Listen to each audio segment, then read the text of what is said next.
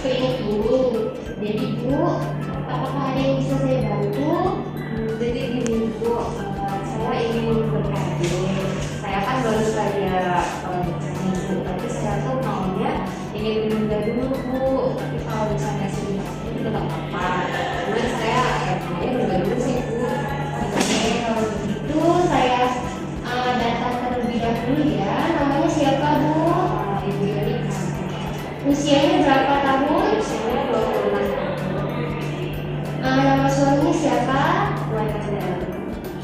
Alamatnya di mana Bu? Saya di Bogor tahun. Oh ya, sudah memiliki anak belum? Belum ya. Jadi tadi tujuannya ingin menggunakan KB. Kalau begitu sebelum kita memulai konsultasi ini, kita membaca basmalah terlebih dahulu ya. Bismillahirrahmanirrahim. Ya Bu, di sini saya meminta kontak waktunya sekitar 12 sampai 30 menit untuk konsultasi ini ya. Jadi tujuan Ibu tadi ingin menggunakan KB untuk menunda kehamilan. Tetapi kalau takdir berkehendak lain, tidak apa-apa juga memiliki anak ya. Nggak apa-apa juga sih Bu. Tapi kalau bisa saya menunda dulu. Oh iya. Nah Ibu, ini suaminya sudah tahu belum kalau ibunya ingin menggunakan KB? Sudah tahu Bu, tadi saya sudah ada kesepakatan mau ikut ber-KB mau konsultasi. Oke, Ibu saya jelaskan dulu tentang KB ya. Jadi KB itu ada yang menggunakan hormon dan ada juga yang tidak menggunakan hormonal. Nah Ibu apakah sudah mengetahui gambaran tentang KB? Ibu cuma menggunakan yang mana? Saya tuh pernah dengar-dengar gitu Bu, juga saya udah saya cari sih Bu, ada namanya tuh kan saya banyak awalnya Bu, ada yang namanya sintotermal itu ya Bu. Nah saya penasaran mau pakai kayak itu sih. Oh iya, nah, jadi Bu, KB itu ada yang menggunakan hormon dan ada yang alami. Ibunya ingin menggunakan yang alaminya. Tadi Ibu sudah mendengar tentang KB sintotermal ya. Kalau begitu saya akan menjelaskan lebih lanjut tentang KB sintotermal.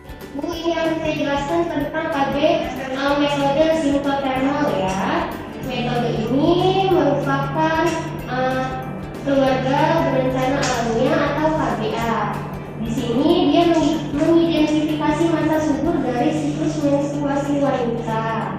Dan KB ini mengkombinasikan metode suhu basal tubuh dan mukosa septic atau wajib septic ya Bu.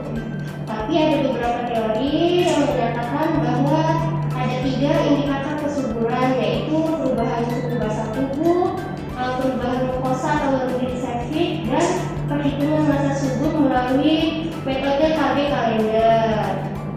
Nah, metode ini akan lebih akurat memprediksikan hari aman pada wanita daripada menggunakan salah satu saja. Jadi harus menggunakan tanda-tanda dari yang lainnya agar saling melengkapi. Selanjutnya di sini ada manfaat KB sintotermal. Ada 2 manfaatnya. Yang pertama itu metode sintotermal digunakan sebagai alat kontrasepsi untuk menghindari kehamilan dengan tidak melakukan hubungan seks pada masa subur. Kemudian yang kedua, metode ini digunakan jika ibu menginginkan kehamilan dengan melakukan hubungan seks pada masa subur. Selanjutnya ini efektivitas KB ini, angka kegagalannya yaitu 10-20 wanita akan hamil dari 100 pasangan setiap tahunnya. Nah, hal ini disebabkan kesalahan dalam belajar, saran atau tidak kerjasama dari pasangan. Namun, ada studi yang menyatakan angka kegagalan ini hanya 3% apabila di bawah pengawasan yang ketat. Mengaruhi efektivitasnya itu ada beberapa. Yang pertama, ibu harus mencatat secara konsisten dan akurat. Kemudian tidak menggunakan kontrasepsi hormonal karena dapat menyebabkan perubahan siklus menstruasi dan mengganggu pola kesuburan. Kemudian yang ketiga itu ada penggunaan metode barrier atau metode ganda, dianjurkan untuk mencegah kehamilan seperti penggunaan kondom.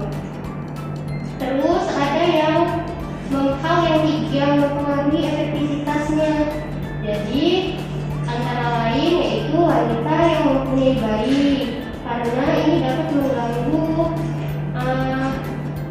waktu tidur ibu. Kemudian wanita yang mempunyai penyakit atau pasca perjalanan, atau wanita yang mengkonsumsi alkohol. Keuntungan dari metode sintotermal yaitu tidak ada efek fisik seperti obat-obatan, alat dan kimia atau operasi yang dibutuhkan. Dan metode ini aman serta ekonomis dan juga meningkatkan hubungan kerjasama antar suami. Dan metode ini dapat langsung dihentikan jika ibu menginginkan kehamilan. Kemudian keterbatasan dalam metode ini yaitu tidak cocok digunakan untuk ibu yang mempunyai bayi atau ibu yang memiliki riwayat penyakit dan ibu yang mengkonsumsi alkohol. Kemudian metode ini kurang efektif karena harus mengamati dan mencatat suhu basal tubuh maupun perubahan pada lendir serviks. Metode ini memerlukan kerjasama bagi suami dan istri, dan penggunaan metode ini harus didapatkan dengan pelatihan dan instruksi yang benar. Kemudian metode ini tidak cocok digunakan pada wanita yang tidak mau mengamati hari suburnya. Kemudian wanita yang ragu atau tidak mampu melakukan hubungan seksual tanpa alat seperti penggunaan kondom minimal 10 hari setiap bulan. Kemudian wanita yang mempunyai resiko kesehatan atau medis tertentu yang membahayakan jika dia hamil. Kemudian wanita yang mengkonsumsi obat-obatan tertentu yang dapat mempengaruhi suhu basal, keteraturan menstruasi maupun produksi lendir serviks. Kemudian ini petunjuk penggunaan metode sintotermal. Yang pertama itu penggunaan metode ini harus mendapatkan instruksi atau petunjuk tentang metode lendir serviks, suhu basal maupun metode kalender, karena bertujuan untuk dapat menentukan masa subur dengan mengamati perubahan suhu basal maupun lendir serviks. Kemudian ibu dapat melakukan hubungan seksual hingga 2 hari berikutnya setelah haid berhenti atau itu periode tidak subur sebelum ovulasi. Nah, ovulasi terjadi setelah periode tidak subur awal yang ditandai dengan mulai keluarnya lendir dan rasa basah pada vagina, sama dengan metode lendir serviks. Lakukan tanpa senggama atau tidak boleh melakukan hubungan seksual karena ini menandakan bahwa periode subur sedang berlangsung. Nah, tidak boleh melakukan hubungan seksual ini dimulai dari adanya kenaikan suhu basal 3 hari berurutan dan hari puncak lendir subur. Tadi kan sudah saya jelaskan tentang metode sintotermal. Jadi, apakah ibu sudah paham? Sudah ibu. Baiklah, kalau sudah paham, coba ibu bisa jelaskan kembali apa yang saya katakan tadi, Bu. Berarti metode sintotermal ini gabungan dari 3 metode kontrasepsi ya, Bu. Tadi ada mulai dari sistem kalender, kemudian suhu basal, sama lendir serviks. Nah, kalau untuk keuntungannya dari metode ini berarti sesuai dengan keinginan saya ya, Bu. Jadi dia memang alami. Kalau kerugiannya nanti kalau saya kurang paham tentang lendir serviks saya, jadi bisa menyebabkan kegagalan dalam KBI-nya, Bu. Iya, benar. Ibu pintar sekali ya. Semoga nanti berhasil ya, Bu. Dan kemudian ini saya berikan satu akseptor.